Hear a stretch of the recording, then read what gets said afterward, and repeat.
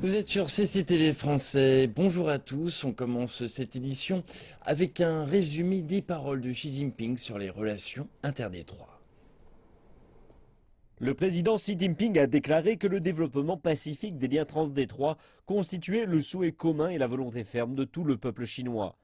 Il a précisé que le gouvernement chinois ne devait pas les décevoir. Xi a indiqué aux députés que la politique à l'égard de Taïwan était claire et constante et que cela ne changerait pas avec le changement de la situation politique à Taïwan.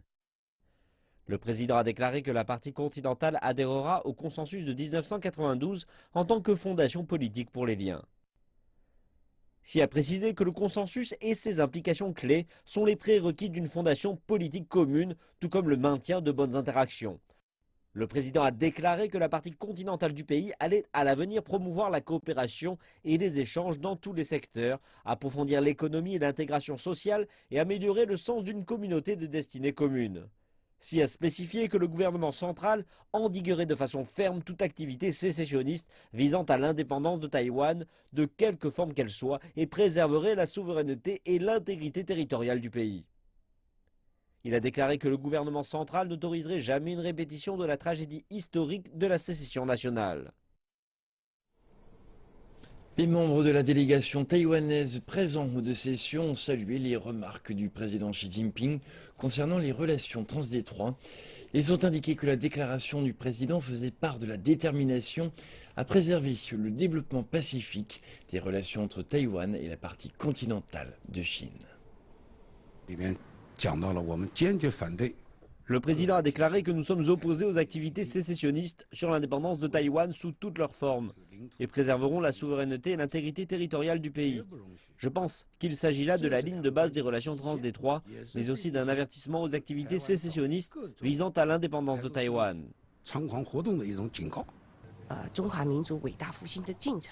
Le peuple taïwanais fera partie du grand rajeunissement de la nation chinoise. Les 23 millions de Taïwanais ne seront pas absents du processus. L'histoire nous raconte qu'avec l'unité nationale, nous pourrons réaliser ce rajeunissement et devenir plus forts.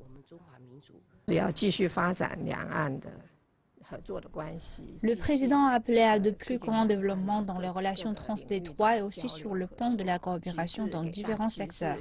Je pense qu'il s'agit d'une forme de garantie pour les populations de chaque côté du détroit de Taïwan.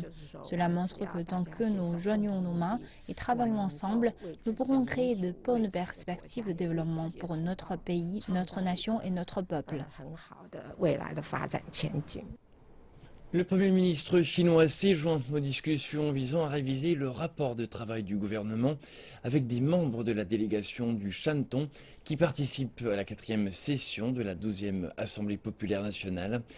Li Keqiang a déclaré que la Chine est en mesure de réaliser le développement économique et social du pays pour cette année et a souligné que la Chine a besoin de développer une nouvelle économie et de promouvoir les réformes structurelles, notamment du côté de l'offre.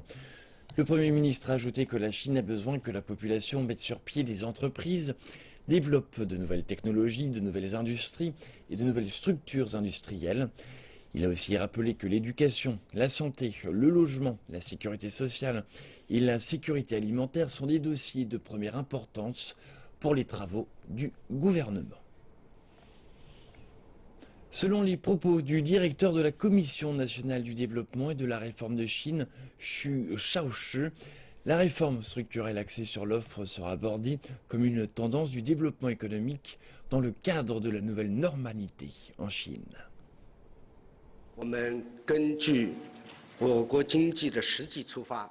Selon la réalité économique chinoise, nous aborderons la réforme structurelle axée sur l'offre comme une tendance de nouveaux concepts et de développement économique dans le cadre de la nouvelle normalité. De cette façon, nous pourrons établir des piliers politiques, à savoir des macro-politiques stables, des micro-politiques industrielles flexibles, des politiques de réforme pragmatiques ainsi que des politiques sociales rigoureuses. Réduire les surcapacités industrielles est l'une des principales tâches que le gouvernement s'est fixée pour la réforme structurelle de l'offre. M. Xu a déclaré que celle-là progresse en douceur. La Commission travaille avec des départements sur des plans pour réduire considérablement les surcapacités, à commencer par les secteurs de l'acier et du charbon. Il a ajouté que de 100 à 150 millions de tonnes de capacité de production de l'acier et environ 500 millions de tonnes de capacité de production de charbon seront réduites dans les 5 ans à venir. Il a rejeté comme fallacieuse l'idée d'un atterrissage en catastrophe de l'économie, disant que celui-ci n'aurait lieu d'aucune manière. Il a aussi dit que le taux de croissance de 6,9% est dans une fourchette raisonnable et que le changement de rythme de l'économie, l'optimisation des structures et le changement de vitesse se déroulent tous sans accroc. Et c'est la réforme de l'offre qui domine les deux sessions jusqu'à présent. 5 conseillers politiques nationaux viennent d'informer les médias sur ce thème. Voici Li Yining, un économiste en chef, également membre du comité permanent de la CCPPC. Il s'exprime sur sa vision de l'économie chinoise et sa progression pour cette année. L'économie chinoise demeurera stable et verra des progrès en 2016. Il s'agit d'une tendance généralisée. Nous mettrons encore en œuvre une politique fiscale proactive ainsi qu'une politique monétaire prudente. La clé est de demeurer prudent. À la place, l'économie a besoin d'ajustements directionnels et de contrôle, d'ajustements fins et de préajustements. L'investissement et la consommation au sein de l'économie ne seront pas brutalement réduits. En fait, il y a de nombreux projets qui ont besoin d'investissement en Chine. Également lors de la conférence de presse, Yi Gang, membre du comité permanent de la CCPPC, s'est exprimé sur le comment établir le taux d'ajustement ainsi que le mécanisme de transition de la Banque centrale, alors que le plafond du taux de dépôt a été supprimé. Le point clé actuel pour la libéralisation du taux d'intérêt est de compléter le mécanisme de transmission du taux d'intérêt et l'efficacité de la Banque centrale afin de contrôler le taux du marché. Premièrement, nous devons compléter et perfectionner la politique de la Banque centrale contre le système de taux et ainsi renforcer la fonction visant à mener le taux du marché. Actuellement, la Banque centrale utilise l'opération du marché ouvert ainsi que les avantages des dépôts et autres prêts pour mener le taux du marché à court terme. Deuxièmement, nous devons prendre les mesures pour former un système autorisant la Banque centrale à opérer un changement allant du contrôle du taux du marché à court terme au taux du marché à moyen et long terme. Dans le même temps, la Banque centrale peut également recourir au taux de refinancement ainsi qu'au taux fonctionnel de prêt à moyen terme en vue de former un taux à moyen et long terme. Troisièmement, nous devons également perfectionner le système de détermination du risque en lien avec le marché. Nous devons utiliser un mécanisme d'évaluation macroscopique et en profondeur visant à stimuler et à maîtriser la conduite des prix sur le marché. Dans le même temps, un autre membre du comité permanent de la CCPPC, Chen Xiwen, qui supervise la réforme agricole de Chine, nous a fourni plus de détails sur la façon dont le pays gérera la question de l'offre dans le secteur. Il y a 3 zones majeures au sein desquelles il nous faut pousser la réforme de l'offre dans le secteur agricole. Premièrement, pour achever l'équilibre de l'offre en matière de production de céréales, nous devons améliorer et stabiliser les capacités de production des céréales. Deuxièmement, nous devons à l'avenir ajuster les diverses structures de production des céréales afin de mieux nous adapter aux besoins du marché. Troisièmement, si nos produits n'ont pas de prix compétitifs, les produits céréaliers venant des marchés internationaux vont entrer. Donc nous devons nous concentrer davantage sur l'innovation et la réforme dans le secteur. L'innovation technologique peut aboutir à une plus grande pression sur la production de céréales, ce qui entraînera une réduction des coûts de production et une amélioration de l'efficacité. En addition, il devra y avoir une réforme et une innovation dans le système et les mécanismes actuels. Et comme nous le savons tous, nous poussons activement cela concernant les prix, les subventions et les mécanismes de stockage des principaux produits céréaliers. Initiative, une ceinture et une route fait partie de la stratégie des entreprises chinoises pour se lancer sur les marchés internationaux. Mais la fragilité de l'économie mondiale rend les choses un peu plus difficiles.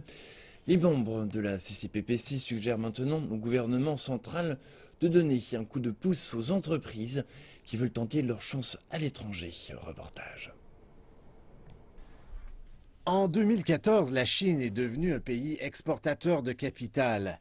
Les statistiques gouvernementales ont révélé que les investissements chinois à l'étranger ont largement dépassé les investissements étrangers en Chine.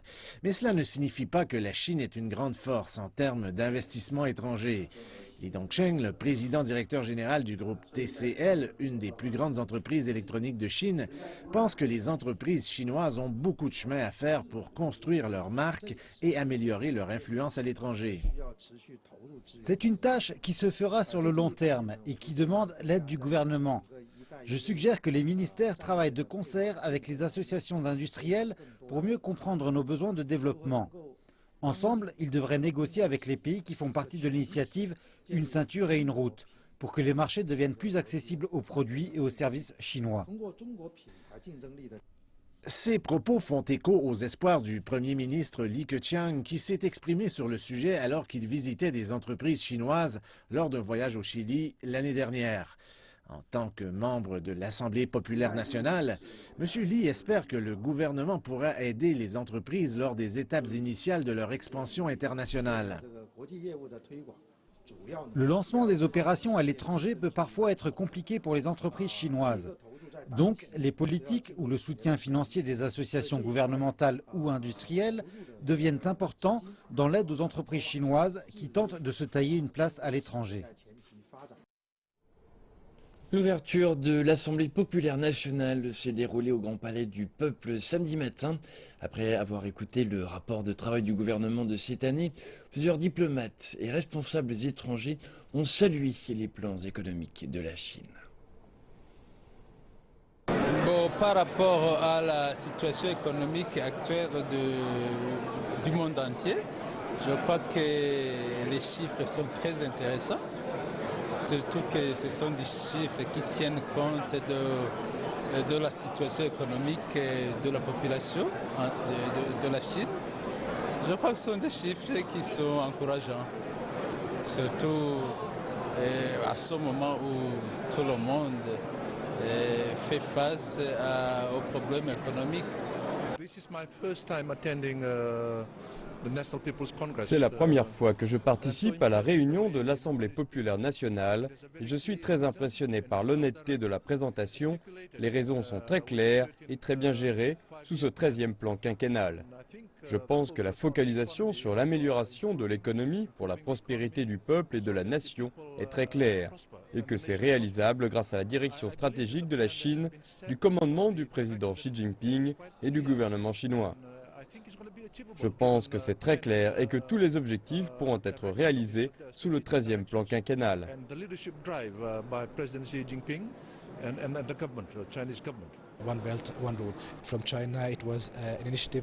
Une ceinture et une route encouragent la collaboration économique régionale et internationale.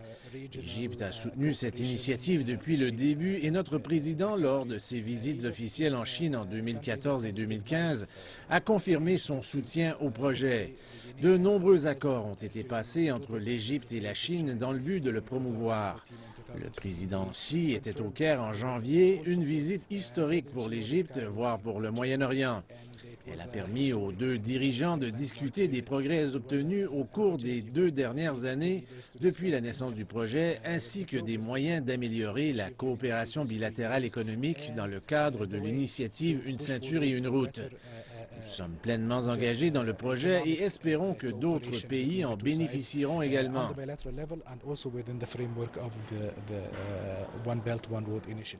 China is at a very important period in their development because La Chine traverse une période de développement critique car elle passe d'une économie basée sur les exportations, l'investissement et la production de masse à une économie basée sur la consommation. Cela affecte naturellement l'économie qui ralentit alors que la Chine est habituée à une croissance rapide. Le développement sera durable mais plus modéré. Aujourd'hui, ils ont dévoilé un rapport sur l'année dernière qui indique une croissance à 6,9%, alors qu'elle était à double chiffre auparavant. Toutefois, il n'y a pas de menace pour la Chine car tout a été prévu et le pays est préparé. Les dirigeants européens veulent pousser la Turquie à réduire drastiquement le flux de réfugiés en Europe. Lors d'un sommet lundi, ils comptent demander à la Turquie d'accepter un grand nombre de demandeurs d'asile déboutés. La Turquie est le tremplin pour la plupart des réfugiés, plus d'1 million qui se sont rendus en Europe l'an dernier. Alors que les températures vont monter, davantage de réfugiés devraient arriver. Les fermetures unilatérales des frontières par certains pays européens ont pour conséquence que la Grèce doit à présent se débrouiller avec un nombre croissant de réfugiés. Samedi, les autorités turques ont détenu au moins 2 trafiquants d'êtres humains qui essayaient de faire passer quelques 120 réfugiés syriens dans l'île grecque de Lesbos. Le Pakistan a libéré 86 pêcheurs indiens d'une prison de Karachi et 87 autres pêcheurs devraient être bientôt libérés.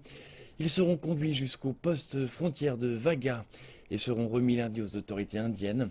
Ils font partie des plus de 300 pêcheurs indiens détenus dans les prisons pakistanaises pour avoir violé les eaux territoriales du pays.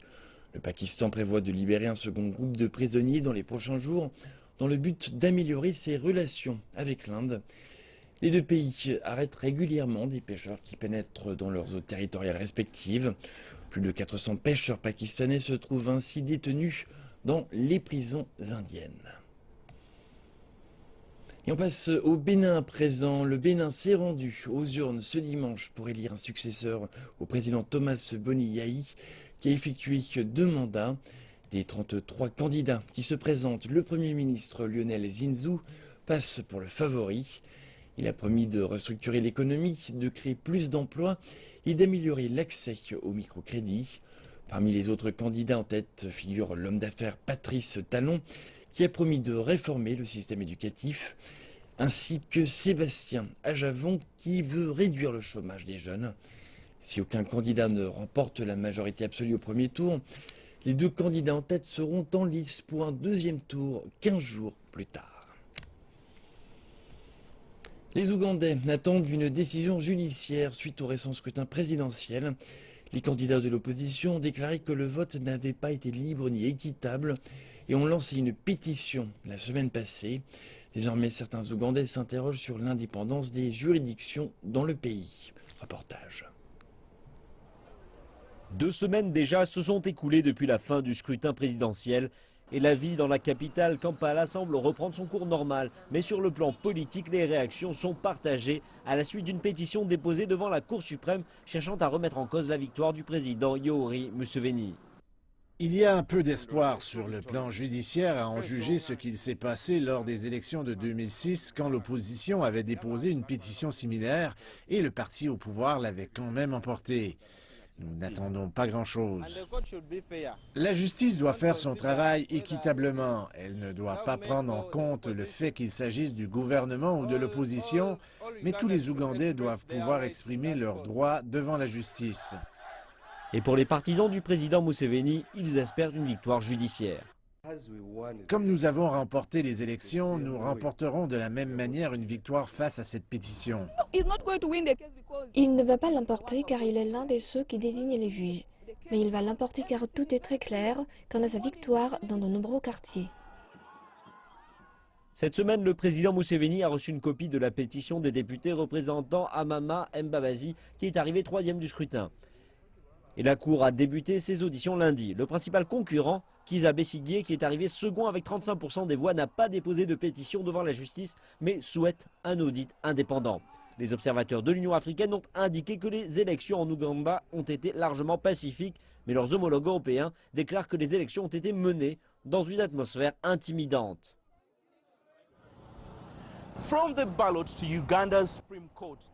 Des bureaux de vote à la Cour suprême ougandaise. Les 9 plus hauts juges du pays ont 30 jours pour se prononcer sur la pétition avant une décision attendue le mois prochain. Le ralentissement de la croissance en Chine a affecté plusieurs pays africains qui dépendent énormément de l'exportation de leurs matières premières.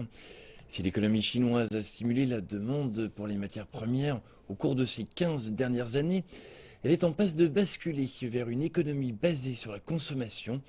Quelques industries, telles que celle du vin, bénéficient de la demande accrue en produits finis. Aujourd'hui, la Chine reste donc un partenaire privilégié de l'Afrique. Reportage. Les besoins de la Chine ont changé, tandis que certaines régions de l'Afrique ressentent les répercussions de la baisse de la demande en matières premières. D'autres profitent de la demande élevée en produits finis, comme le vin. La Chine et Hong Kong combinés consomment le plus de vin rouge dans le monde. Cela étant dit, nous devons prendre en considération que 80% du vin consommé en Chine est fabriqué en Chine, ce qui fait de la Chine la 5e région productrice de vin dans le monde.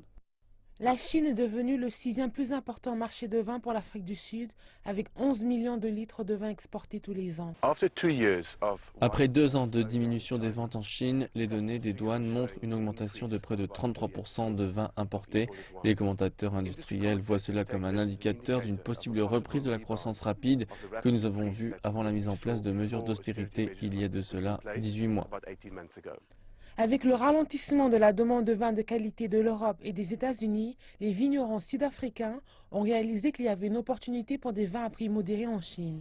Les producteurs ont ainsi modifié leur méthode de vinification, c'est-à-dire le processus de transformation du raisin en vin afin de répondre à la demande. Ces modifications ont créé un nouveau marché de vin élaboré pour satisfaire les besoins des Chinois. Il existe toutefois des risques, notamment si les consommateurs chinois réduisent leurs dépenses. C'est une croissance et un intérêt pour le marché de masse et cela est intéressant pour l'Afrique du Sud, vu que nous pouvons assurer l'approvisionnement. La Chine est un marché en expansion, mais les experts commerciaux nous avertissent que le vin n'est pas une exception dans ce qui a provoqué le ralentissement économique. Même si nous avons démontré une croissance formidable en termes de volume et croissance, nous ne devrions pas nous enthousiasmer trop vite. Cela étant dit, parmi les 10 principaux exportateurs de vin vers la Chine, l'Afrique du Sud a bénéficié le plus. La Chine est devenue l'un des premiers producteurs de vin à l'échelle mondiale. Et selon l'Organisation internationale de la vigne et du vin, la Chine consomme plus de vin rouge que n'importe quel autre pays dans le monde. Et c'est la fin de cette édition. Merci de votre attention. Je vous retrouve tout à l'heure pour le prochain journal.